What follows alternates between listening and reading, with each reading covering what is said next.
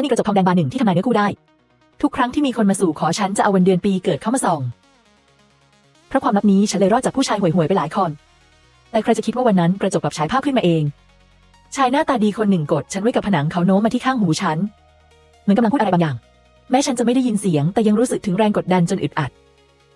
ท้ายที่สุดเขากลับก้มลงมาแล้วกัดคอฉันอย่างแรงฉันตกใจจนแทบเสียสติมือสั่นจนทำกระจกคว่ำลงบนโต๊ะ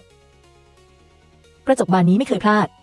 แต่ผู้ชายคนนั้นคือใครฉันค้นในความทรงจำในหมู่ลูกหลานขุนนางเมืองหลวงไม่มีคนแบบนี้เลยฉันยังไม่ทันตั้งสติเสียงท่านพ่อก็ดังจากในลานหญิงรีบออกมาราชองค์การมาถึงแล้วฉันบังคับตัวเองให้ใจเย็นจัดชุดให้เรียบร้อยแล้วรีบไปถงหน้ากลางถงใหญ่มีขันทีชุดแดงเข้มคนหนึ่งยืนอยู่ในมือประคองราชองค์การสีทองอารามด้วยองค์การสวรรค์ฮ่องเต้มีพระราชองค์การว่าเจียงหมิงบุตรสาวคนโตตระกูลเจียงกิริยาเรียบร้อยมีคุณธรรมจะมีพระราชองค์การพระราชทานสมรสให้สมรสกับเซียวเลี่ยบุตรของผู้สำเร็จราชการตระกูลเซียวแห่งจวนผู้สำเร็จราชการเป็นตระกูลที่พิเศษที่สุดในต้าโจวผู้สำเร็จราชการกุมอำนาจทั้งราชสำนักส่วนบุตรชายคนเดียวของเขาเซียวเลี่ยเล่ากันว่าป่วยติดเตียงมานานนิสัยแปรปรวนเหมือนคนบ้าที่สำคัญที่สุดคือมีข่าวลือว่าเซียวเลี่ยอัปลักษณ์มากเพราะตอนเด็กเสียโฉมในกองไฟจึงต้องสวมหน้ากากตลอดปีทั้งหมดนี้กับชายหน้าตาดีในกระจกไม่ตรงกันเลยสักนิดหลังส่งขันที่กลับไปท่านพ่อสุดนั่งลงบนเก้าอี้พักใหญ่ถึงพูดออกมาคำหนึ่งครั้งนี้พ่อก็ช่วยเจ้าไม่ได้แล้วจวนผู้สำเร็จราชการนครเป็นเข้าไปศพออกมาเจียงเหวินน้องชายฉันพึมพำข้างๆพี่ลองส่องกระจกอีกทีดีไหมดูสิว่าเซียวเลี่ยคนนี้แท้จริงเป็นคนแบบไหนฉันไม่ตอบแล้วหมุนตัวกลับห้องฉันสูดหายใจลึกกัดนิ้วตัวเองบนกระดาษที่เขียนวันเดือนปีเกิดของเซียวเลี่ยไว้ฉันหยดเลือดลงไป1 หยดนี่คือวิธีใช้ขั้นสุดของกระจกพอแปะวันเกิดลงไปผิวกระจกก็สั่นรุนแรงแต่ภาพที่ปรากฏทำฉันช็อกในกระจกคือสมรภูมินองเลือดมีศพเกลื่อนทุกที่ทหารสวมเกราะกำลังฆ่าฟันกันส่วนชายหน้าตาดีคนนั้นกำลังนั่งบนบัลลังก์ที่กองจากกระดูกขาวเขาเงยหน้าขึ้นราวกับมองเห็นฉันทะลุกระจกเขายิ้มรอยยิ้มนั้นงดงามชั่วร้ายเหมือนดอกมันทาระบนหลุมศพฉันรีบชักมือกลับใบวันเกิดถูกเผาเป็นเท่าในที่สุดฉันก็รู้ว่าเขาเป็นใครเขาคือหัวหน้าขององค์กรลับที่น่ากลัวที่สุดแห่งต้าโจวหน่วยเงาทมินยังเป็นคงมีระดับที่ผู้สำเร็จราชการเลี้ยงไว้เพื่อชิงอำนาจเสี่ยวเก๋อเหล่าซูฉางหนิงแต่ทำไมในราชองค์การถึงเขียนว่าเซียวเลี่ยหรือว่าเซียวเลี่ยกับซูฉางหนิงคือคนเดียวกันคืนนั้นฉันเก็บของมีค่าแกล้งป่วยแล้วปีนกำแพงหนีฉันมีพลังเห็นล่วงหน้าแต่ไม่ได้คิดจะไปตายหนีไม่ได้หรือไงแต่พอฉันปีนขึ้นกำแพงหลังจวนที่ฟู่ก็ชะงักทันทีใต้กำแพงมีทหารม้าชุดเกราะดำยืนอยู่ผู้นำคือพ่อบ้านจวนผู้สำเร็จราชการคุณหนูเจียงท่านอ๋องคำนวณไว้แล้วว่าคืนนี้ท่านจะออกมาชมดาวจึงให้ข้าน้อยมารับท่านเข้าจวนชมจันทร์ปีนกำแพงกลางดึกเพื่อชมจันทร์นั้นหรือฉันรู้ทันทีว่าถูกจับตาอยู่ฉันถูกเชิญขึ้นรถม้าสีดำสนิทในรถมีคนหนึ่งนั่งอยู่คนนั้นนั่งอยู่ในเงามืดคุณหนูเจียงได้ยินชื่อมานานได้ยินว่าเจ้าตัดสินชะตาคู่ครองได้ลองดูให้ข้าหน่อยสิข้ากับเจ้าจะอยู่กันจนแก่หรือสู้กันจนตายทั้งตัวฉันแข็งทื่อเขาค่อยๆเคลื่อนออกจากเงาบนใบหน้ามีหน้ากากทองแดงน่ากลัวนี่คือเซียวเลี่ยคนป่วยในข่าวลือแต่เมื่อเขาเข้าใกล้ฉันได้กลิ่นคาวเลือดจางมากกลิ่นนี้เหมือนซูฉางหนิงในกระจกกลิ่นติดตัวเขาเหมือนกันทุกอย่างฉันฝืนตั้งสติยิ้มตอบคุณชายเซียวล้อเล่นแล้วหญิงสามัญอย่างข้าก็แค่มีลูกไม้เล็กน้อยไหนเราจะทำนายชะตาคู่ครองของท่านออกได้เจียงหนิงอย่าคิดหนีเจ้าส่องให้คนมาตั้งมากมายภาพสุดท้ายนี้ต้องเหลือให้ข้าเท่านั้นในกระจกบานนั้นของเจ้าเห็นข้าฆ่าคนหรือเปล่าเขารู้ว่าฉันมีกระจกนี่ไม่ใช่ชะตาคู่ครองแล้วนี่มันยันเรื่องความตายชัดๆรถม้าโครงเพลงไปเรื่อยๆสุดท้ายหยุดที่ประตูหลังจวนผู้สำเร็จราชการเสี่ยวหนิงเมื่อก้าวผ่านประตูนี้เข้าไปความสามารถแอบมองความลับสวรรค์ของเจ้าควรเก็บไว้ให้มิดถ้าคนอื่นรู้ว่าเจ้ามีกระจกบานนั้นแม้แต่ข้าก็รักษาชีวิตเจ้าไม่ได้ฉันถูกบ่าวหญิงงานหยาบหลายคนเชิญลงจากรถตามหลักแล้วข้าคือว่าที่ชายาท่านชายตามราชองค์การควรมีพรมแดงปูต้อนรับแต่จวนผู้สำเร็จราชการเงียบเย็นเหมือนถ้ำน้ำแข็งหญิงรับใช้ที่นำทางไม่พูดสักคำสุดท้ายพาฉันมาถึงลานเล็กชื่อว่าหอฟังลมคุณหนูเจียงท่านชายสุขภาพอ่อนแอโดนลมไม่ได้ก่อนวันแต่งงานท่านพักที่นี่ก่อนไม่มีคำสั่งก็อย่าเดินเพ่นพ่านฉันมองลานซุดโทรมนี้ในใจด่าไม่หยุดนี่มันไม่ใช่ค่าตอบแทนสักหน่อยนี่มันกับบริเวณชัดๆฉันปิดประตูหน้าต่างมือสั่นหยิบกระจกทองแดงออกจากอกเสื้อฉันเอาวันเกิดของเซียวเลี่ยออกมาอีกครั้งแต่ไว้หลังกระจกเรื่องประหลาดก็เกิดขึ้นในกระจกเดียวเป็นเซียวเลี่ยผู้สวมหน้ากากนั่งรถเข็นเหมือนคนไร้เรี่ยวแรงเดี๋ยวก็เป็นปีศาจบนบัลลังก์กระดูกขาวซูฉางหนิงผู้ฆ่าคนไม่กระพริบตาสุดท้ายภาพหยุดอยู่ที่ฉากหนึ่งเซียวเลี่ยเปลือยท่อนบนแผ่นหลังของเขา มีรอยสักนกเสวียนเหนี่ยวสีดำเขียวขนาดใหญ่ส่วนดวงตาของนกตัวนั้นกลับเป็นลูกตาสีเลือดที่น่าขนลุกยิ่งกว่าคือในภาพมีฉันอยู่ด้วยฉันถือฤทธิ์เล่มหนึ่งแทงใส่ลูกตาแดงนั้นสุดแรงภาพในกระจกจบลงแค่นั้นความร้อนแผดเผาพุ่งมาจากด้ามกระจกจนฉันโยนมันลงบนเตียงเจ้าจะฆ่าข้าหรือเสียงเหมือนผีดังขึ้นด้านหลังฉันหันกลับไปทันทีเงาดำวูบผ่านไปฉันรีบผลักหน้าต่างเปิดในลานว่างเปล่ามีเพียงเสียงลมพัดใบไม้ซ่าๆแต่ฉันรู้สึกได้ว่าดวงตาคู่นั้นยังจ้องฉันจากความมืดในจวนผู้สำเร็จราชการนี้เต็มไปด้วยสายสอดแนมทันใดนั้นก็มีคนเคาะประตูสาวใช้หน้าตาน่ารักผลักประตูเข้ามาในมือถ้วยยาหนึ่งถ้วยคุณหนูเจียงข้าเป็นคนที่ท่านชายส่งมาดูแลท่านชื่อชิงท่านชายเห็นว่าท่านตกใจมากจึงให้เอายาสงบใจมาให้ยาที่ไม่รู้ที่มาแบบนี้แทบไม่ต้องเดาก็คงเอาไว้ส่งฉันไปตายแน่วางไว้เถอะข้ายังไม่กระหายฉันรีบยัดกระจกไว้ใต้หมอนชิงยิ้มแต่สายตาเหลือไปทางหมอนของฉัน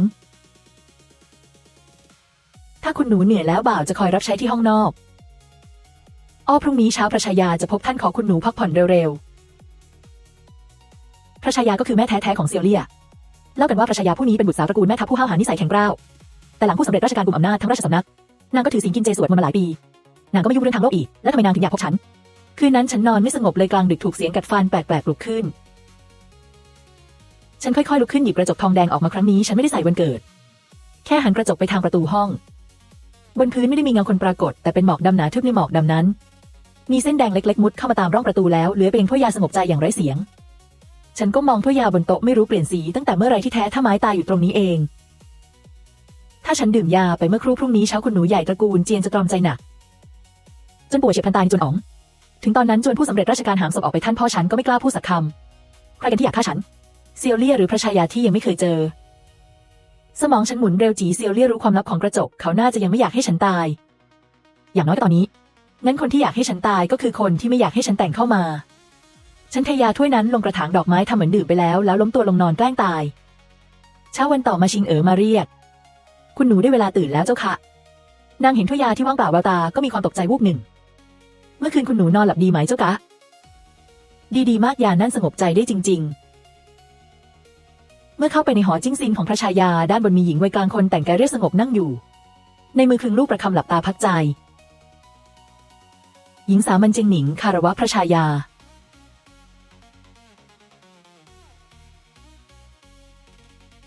ได้ยินว่าเจ้าทำนายดีร้ายล่วงหน้าได้ใจฉันกระตุกกูเพราะประโยคนี้อีกแล้วทำไมคนในจวนนี้ถึงรู้ไพ่ลับของฉันกันหมด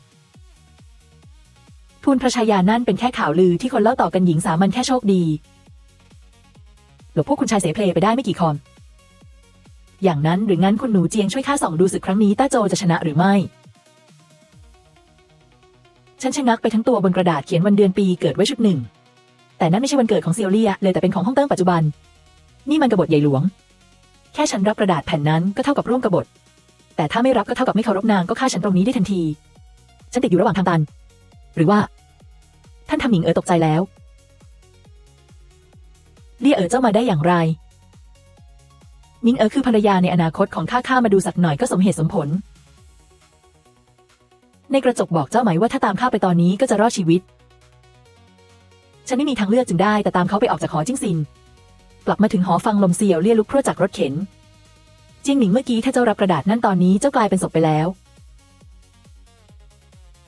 คนในจวนนี้ที่อยากให้เจ้าตายมีมากกว่าคนที่เจ้าเคยพบเสียอีกถ้าอยากมีชีวิตรอดก็ส่งกระจกบานนั้นมาให้ข้าส่งให้เจ้าแล้วจะไม่ตายหรือเซียวเลี่ยหรือข้าควรเรียกเจ้าว่าซูฉางหนิงคิดว่าข้าไม่รู้ตัวตนจริงของเจ้าหรือฮ่าน่าสนใจจริงหนิงในเมื่อเจ้าเห็นมามากขนาดนี้งั้นช่วยข้าดูอีกครั้งเป็นครั้งสุดท้ายเขาล้วงจากอกเสื้อเอากระจกทองแดงที่เหมือนของฉันทุกอย่างออกมาเพียงแต่กระจกบานนั้นมีรอยย่นถี่ยิบสลักอยู่เต็มไปหมดส่องดูสิว่าวันแต่งงานของเราเป็นข้าตายหรือเป็นเจ้าที่ต้องตายพอเห็นรอยย่นกระจกก็เปล่งแสงประหลาดว่าขึ้นภาพที่ปรากฏในกระจกทำฉันหมดแรงสุดลงกับพื้นในภาพบนเตียงแต่งงานสีแดงสดเซียวเลี่ยถือกระจกไว้ในมือแล้วกำลังกดกระจกทั้งบานยัดเข้ามาในอกฉันอย่างโหดเหี้ยมหญิงในเมื่อเจ้าทำนายอนาคตได้ก็ควรรู้ว่าตั้งแต่วันแรกที่เจ้าเข้าจวนนี้ชีวิตเจ้าก็ไม่ใช่ของเจ้าอีกแล้วถ้ากระจกบานนี้เห็นวันตายได้ส่วนกระจกของข้าเห็นชะตาคู่ครองเมื่อเอาสองบานมารวมกันนั่นก็คือชะตาที่สมบูรณ์ใช่ไหม เซียวเลี่ยเจ้าคิดจะเอาข้าเป็นเครื่องสังเวยก็ต้องดูว่าเจ้ามีปัญญาหรือไม่ภาพที่ปรากฏในกระจกของเจ้าเป็นแค่ภาพที่เจ้าอยากให้ข้าเห็นใช่ไหมถ้าข้าต้องตายแน่นอนจริงเจ้าจะลำบากขนาดนี้ทำไมถึงต้องรับข้าเข้าจวนข้าข้างนอกแล้วชิงกระจกไปไม่ง่ายกว่าหรือสมกับเป็นลูกสาวที่เจียงที่ฟู่สั่งสอนมาอีก3 วันจะถึงงานแต่งใน3 วันนี้คนที่อยากฆ่าเจ้าจะต่อคิวเข้ามารักษากระจกของเจ้าไว้ก็เท่ากับรักษาชีวิตเจ้าพูดจบเขาก็บังคับรถเข็นจากไปโดยไม่หันกลับมาหลังเซียวเลี่ยออกไปฉันไม่กล้านอนฉันขวางประตูห้องจนแน่นแล้วหยิบกระจกทองแดงของฉันออกมาฉันเอาวันเกิดของเซียวเลี่ยกับวันเกิดของท่านพ่อเจียงที่ฟู่แปะบนกระจกพร้อมกันฉันอยากรู้ว่าท่านพ่อขายฉันไปด้วยราคาเท่าไหร่แต่ในกระจกไม่มีเซียวเลี่ยกลับเป็นท่านพ่อคุกเข่าต่อหน้าชายชุดดำคำทำนายของเจียงที่ฟู่เมื่อครั้งนั้นในที่สุดก็จะเป็นจริง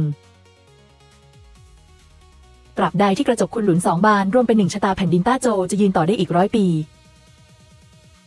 ชีวิตลูกสาวเจ้าแลกความรุ่งเรืองทั้งตระกูลเจียงการค้านี้เจ้าไม่ขาดทุนแล้วลูกสาวข้าจะตายจริงหรือในใจเจ้ายังลังเลนั่นก็แปลว่าเจ้ายอมแล้วที่แท้นี่ไม่ใช่เรื่องคู่ครองเลยแต่เป็นพิธีสังเวยทางการเมืองที่วางแผนมา10 ปีฉันเจียงหนิงเป็นแค่ภาชนะที่บรรจุเศษกระจกคุณหลุน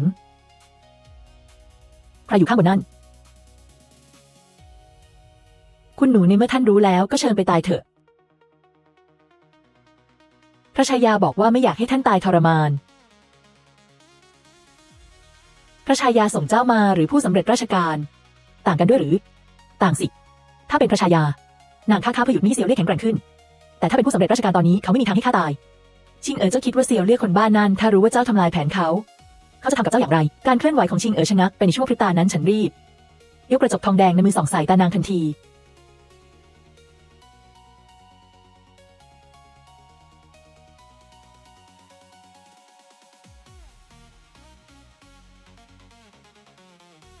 กริดเฉือนแขนฉันเป็นแผลเลือดหยดลงบนกระจกทองแดง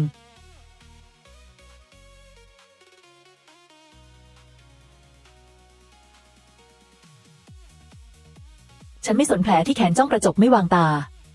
ในกระจกปรากฏภาพหนึ่งชายสวมชุดดำยามราตรียืนอยู่หลังภูเขาจำลองในจวนกำลังผิวปากเรียกนกพิราบสงสารใบหน้าด้านข้างของคนคนนั้นกลับเหมือนน้องชายฉันเจียงเหวินทุกอย่างน้องชายฉันเจียงเหวินเขาเป็นแค่ลูกขุนนางเสเพลที่เอาแต่เล่นไก่ชนจูหมา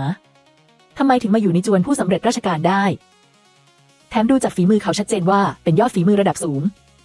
ตอนนี้ในจวนนี้ไว้ใจใครไม่ได้เลยพระชายาอยากฆ่าฉันเซียวเลี่ยอยากเอาฉันไปสังเวยท่านพ่อขายฉันไปแล้วน้องชายฉันอาจเป็นสายลับฉันต้องช่วยตัวเอง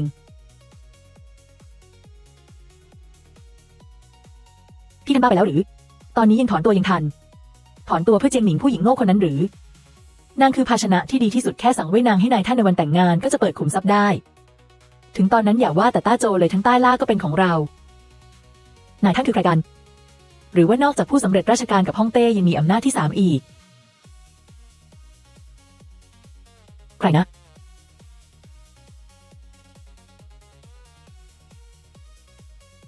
แผนเดิมไม่เปลี่ยน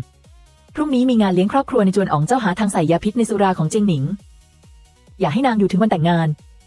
สิ่งที่เราต้องการคือวิญญาณของนางหลังตายไม่ใช่เจียงหนิงที่ยังมีชีวิตที่แท้เซียวเลี่ยกับกลุ่มลึกลับกำลังแข่งกับเวลาเซียวเลี่ยต้องการฉันเป็นพวกเขาต้องการฉันตายวันต่อมางานเลี้ยงครอบครัวจวนผู้สำเร็จราชการฉันสวมชุดเข้าวังสีม่วงอ่อนแต่งหน้าจัดเพื่อกลบหน้าซีดในที่สุดผู้สำเร็จราชการก็ปรากฏตัวพระชายานั่งอยู่ข้างเขาใบหน้ายิ้มแย้มราวกับคนที่ส่งคนมาฆ่าฉันเมื่อคืนไม่ใช่นางเซียวเลี่ยนั่งอยู่บนรถเข็นหน้ากากของเขาสะท้อนแสงเย็นใต้โคมไฟหนิงเอ๋อต่อไปที่นี่คือบ้านของเจ้ามาดื่มสุราจอกนี้จากนี้เจ้าคือสะใภ้ตระกูลเซียว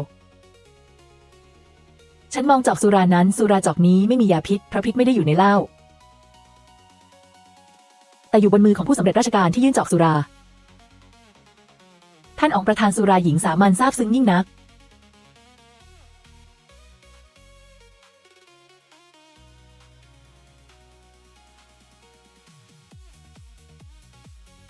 บังอาจท่านอ๋องโปรดอภัยหญิงสามัญตื่นเต้นเกินไปจริงๆฉันเงยหน้าขึ้นเซียวเรียกกลับลุกขึ้นจากรถเข็นเสด็จพ่อลูกสุขภาพอ่อนแอสุราจอกนี้ให้ลูกดื่มแทนนางเถิด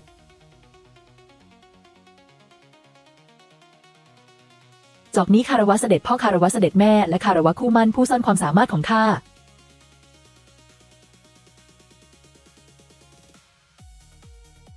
ฉันเห็นใบหน้าผู้สำเร็จราชการกระตุกกูกแววตาซับซ้อนอย่างยิ่งหลังงานเลี้ยงจบลงอย่างกร่อยฉันกลับไปที่หอฟังลมอีกครั้งนอนบนเตียงคิดถึงเรื่องในงานเลี้ยง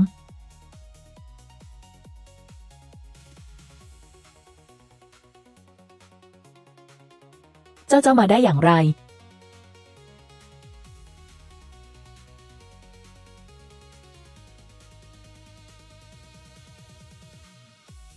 เอายาให้ข้า1 เม็ดนี่อะไรพี่เชียนชูตาแก่นั่นทนไม่ไหวแล้วสินะ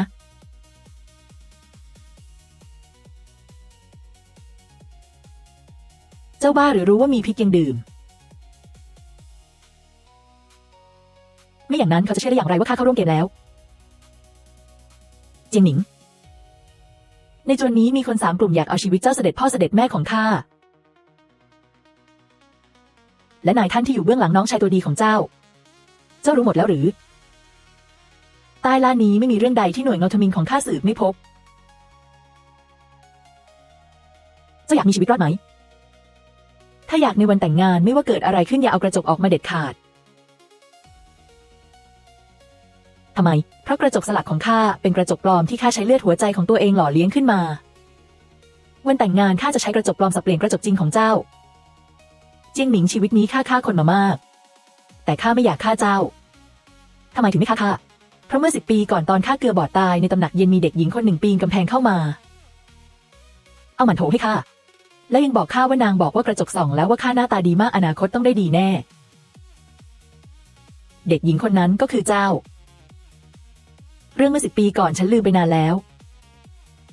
แต่กระจกของข้าบอกว่าในวันแต่งงานเจ้าจะแทงกระจกเข้าหน้าอกข้า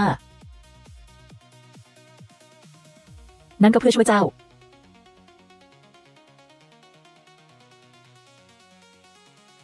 จำโคมดวงนี้ไว้วันแต่งงานนี่คือสัญญาณ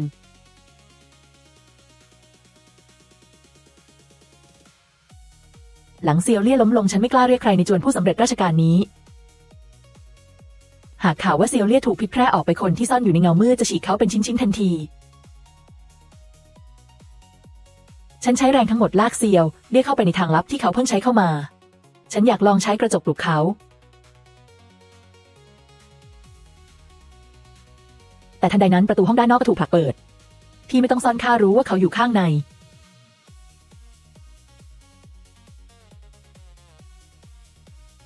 เจียงเหวินแท้จริงเจ้าเป็นใครข้าเป็นใครไม่สำคัญคือกระจกในมือพี่ควรเปลี่ยนเจ้าของแล้ว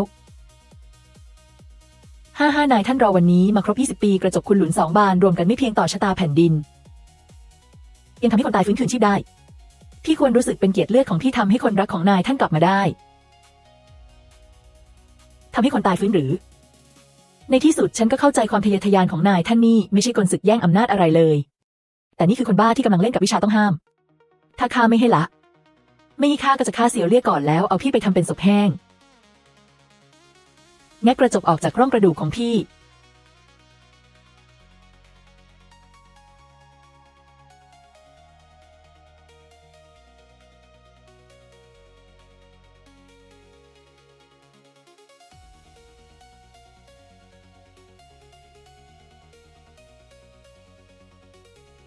นี่คือวิญญาณกระจก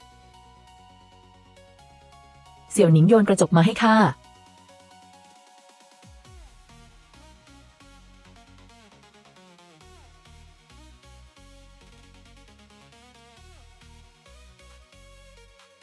กระจกปลอมนั่นแท้จริงเป็นแค่ฝักของกระจกคุณหลุนถ้าไม่มีฝักกระจกจะสูบเลือดเจ้าของจนแห้งเจียงเหวินนายท่านไม่ได้บอกเจ้าหรือว่ากระจกคุณหลุนย้อนทำร้ายเจ้าของได้ย้อนทำร้ายเจ้าของนั้นหรือเลี่ยข้าเคยสอนเจ้าแล้วจะทำการใหญ่ต้องไม่มีความรักฉันชู้สาวเพื่อช่วยเด็กสาวคนนี้เจ้าถึงกับใช้เลือดหัวใจประจำกายไปหล่อเลี้ยงกระจกปลอมนั่นคุ้มค่าหรือที่แท้แล้วเซียวเลี่ยใช้ชีวิตของตัวเองเลี้ยงกระจกบานนั้นมาตลอดก็เพื่อปกป้องฉันในวันแต่งงานเสด็จพ่อสิ่งที่ท่านสอนข้าก็ไม่เคยลืมคนที่ท่านอยากชุบชีวิตคืออดีตทองเฮาแห่งราชวงศ์ก่อนใช่ไหมพระมารดาเอกของท่าน และเป็นความยึดติดเดียวในชีวิตท่านปล่อยธนูฆ่าให้หมดช้าก่อนท่านอ๋องลองดูสิว่าในกระจกใครกำลังรอท่านอยู่ในกระจกไม่ได้ปรากฏอดีตทองเฮาแต่เป็นลานประหารเลือดนองผู้สำเร็จราชการถูกลูกธนูนับหมื่นเสียบร่างและข้างกายเขามีเซียวเลี่ยสวมหน้ากากยืนอยู่ภาพทำนายไม่ใช่นั่นคือมาในใจของท่านช่วยตอนเขาชะงักเซียวเลี่ยพุ่งออกไปทันทีมือเดียวบีบคอผู้สำเร็จราชการไว้ท่านคิดว่าข้าถูกพิเชียนชูจริงหรือเสด็จพ่อยาที่ท่านส่งมาข้ากินจริง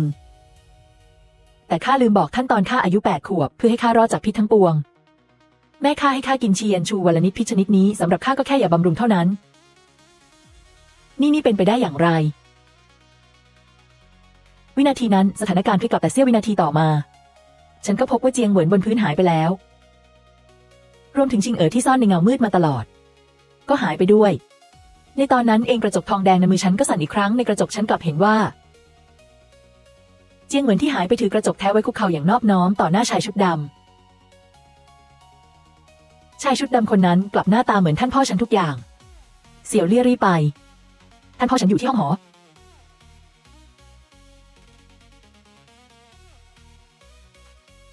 เซียวเลี่ยจับมือฉันวิ่งไปห้องหอของเราเมื่อเราผลักประตูเข้าไปสีแดงทั่วห้องเข้มเหมือนเลือดแสบตาจนแทบลืมไม่ขึ้นเมื่อเรามองเห็นภายในห้องชัดก็พบว่าท่านพ่อถือกระจกทองแดงของฉันอยู่ในห้องหอหนิงเอ๋อเจ้ามาแล้วสมแล้วที่ไม่ทำให้พ่อผิดหวังเจ้าพาเซียวเลี่ยมาด้วยจริงๆท่านพ่อหยุดเถอะกระจกนี้เป็นภัยมันจะทำให้ทุกคนตายนะหรือมันจะทำให้ตระกูลเจียงของข้าครองใต้ล่าอีกครั้งมันจะล้างความอัปยศ20 ปีให้หมดสิ้นเซียวเลี่ยขอยืมชีวิตเจ้าใช้หน่อยเขากดกลไกบนผนังทันที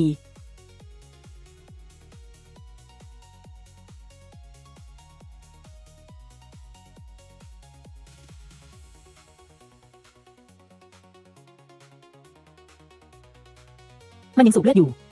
หลังจากกระจกได้เลือดก็เหมือนถูกปลุกให้ตื่นแต่ฉันกลับต้องมองชายที่ฉันรักถูกพ่อแท้ๆใช้เป็นเครื่องสังเวยจิ้งหนิงเนี่ยเข้ามาสิ่งที่เขาต้องการคือเลือดมังกรแท้แค่สูบเลือดข้าจนเต็มกระจกก็เปิดประตูมิดได้แย่แล้วฉากนี้ฉันเคยเห็นในกระจกเพียงแต่คนที่ถือกระจกไม่ใช่เซียวเลี่ยแต่เป็นท่านพ่อของฉัน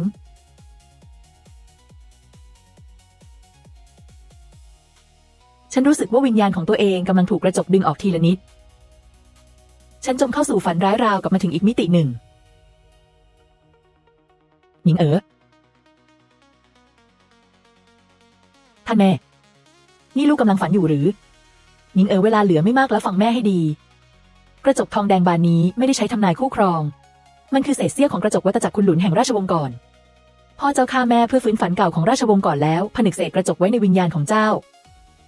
ภัยพิบัติที่เขาให้เจ้าเห็นล้วนเพื่อคัดเลือกสายเลือดที่เหมาะจะสังเวยมีเพียงเซียวเลี่ยที่เป็นตัวแปรเดียวในโลกนี้ในร่างเขามีสายเลือดผู้พิทักษ์ของกระจกอีกครึ่งหนึ่งถ้าอยากทำลายเกมนี้อย่าต่อต้านกระจกเจ้าต้องเป็นนายของกระจกแล้วต้องทำอย่างไรข้าพ่อเจ้าและฉันก็ตื่นขึ้นจากคำกำชับของท่านแม้ความเจ็บปวดเหมือนหัวใจถูกฉีกราวกับกระจกเจาะเข้ามาในร่างฉันท่านพ่อเคยรักข้ากับท่านแม่จริงหรือความรักนั้นมาอยู่ต่อหน้าแผ่นดินแล้วไร้ค่าทั้งนั้นหนิงเอ๋อรอพ่อได้เป็นฮ่องเต้พ่อจะยกเจ้าเป็นองค์หญิงสูงสักที่สุดหลังความตายให้คนนับหมื่นกราบไหว้องค์หญิงบ้าอะไรกันเจ้าอยากหลอมรวมใช่ไหมงั้นข้าจะสูบเจ้าให้แห้งเองฉันกระตุ้นเลือดลมทั่วร่างดึงกระจกเข้ามาในตัวไม่รีบปล่อยมือเลือดลมในร่างท่านพ่อถูกกระจกทองแดงสูบแห้งในพริบตาเสี่ยวเลี่ยตอนนี้แหละรีบลงมือ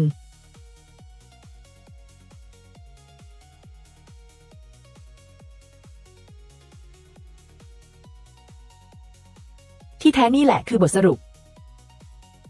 เขาวางแผนมาถึง20 ปีแต่เขาคำนวณพลาดว่าเรา2 คนยอมตายแทนกันได้เขาตายในภาพลวงตาของบัลลังก์ที่ใฝ่ฝันในตอนนั้นเองกระจกทองแดงบานนั้นก็เหมือนทำภารกิจเสร็จสิ้นแตกออกเป็นเศษนับไม่ถ้วนสุดท้ายกระจกทองแดงคืนพลังทั้งหมดกลับเข้าสู่ร่างฉันกับเซียวเลี่ยขณะที่เรากำลังจะจากไปผู้สำเร็จราชการก็พาหน่วยเงาทมินบุกเข้ามาผู้สำเร็จราชการมองศพท่านพ่อฉันก่อนสายตาจะตกลงบนฉันกับเซียวเลี่ย ลูกสะพีเจ้ากล้าฆ่าเทฟูแต่เซียวเลี่ยไม่หวาดกลัวแม้แต่น้อยเขาเดินตรงเข้าหาผู้สำเร็จราชการ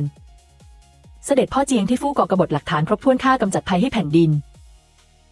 กระจกคุณหลุนแตกแล้วชะตาแผ่นดินต้าโจขึ้นอยู่กับคนไม่ใช่กระจกข้าอุตส่าห์วางแผนมาทั้งชีวิตเพื่อใช้กระจกบานนี้ช่วยข้าขึ้นครองบัลลังก์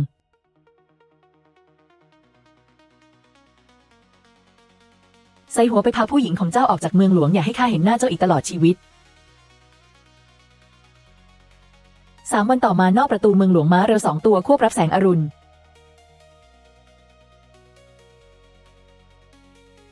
นี่เซียวเลี่ยเจ้าตัดใจจากตำแหน่งท่านชายจวนผู้สำเร็จราชการได้จริงหรือ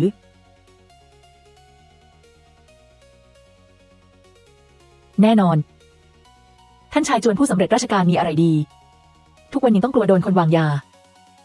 ตอนนี้ข้าอยากไปเจียงหนานกับเจ้าเท่านั้นซื้อบ้านสักหลังที่มีลานเจ้ายังเป็นคุณหนูผู้ทำนายชะตาส่วนข้าจะเป็นบ่าวเฝ้าบ้านให้เจ้าเป็นอย่างไรข้าค่าตัวสูงมากนะไม่ใช่คนรับใช้ง่ายๆหรอกแม้กระจกจะแตกไปแล้วแต่ฝีมือดูคนของดวงตาคู่นี้ยังไม่หายดูสิเมืองข้างหน้ามีกับดักใหญ่รออยู่เราต้องอ้อมไป